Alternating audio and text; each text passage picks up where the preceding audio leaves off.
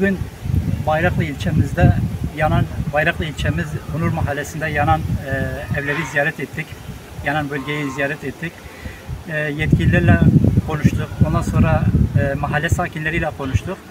Mahalle sakinlerinin verdikleri bilgilere göre 17-18 tane ev yanmış. Bu evlerde yaklaşık olarak belki 100'e yakın nüfus oturuyor.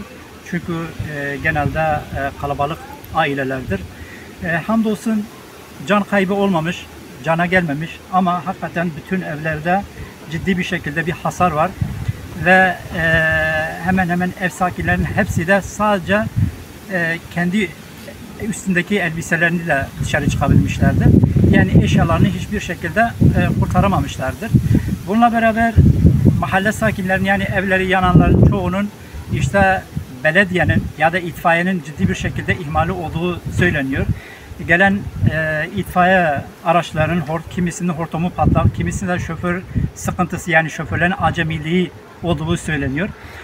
Bununla beraber yakın bölgedeki itfaiye araçlarının müdahale etmediklerini, ta uzak yerlerden gelen belediye itfaiye araçlarının müdahale ettiğini ve bu yangının bu şekilde, yani daha çok mahalle halkının yardımlarıyla söndürüldüğü söylenmektedir. Yani burada itfaiyenin, belediyelerin ciddi bir şekilde sıkıntılı olduklarını, yangına gerekli müdahaleleri zamanında yapmadıklarını söylemektedirler.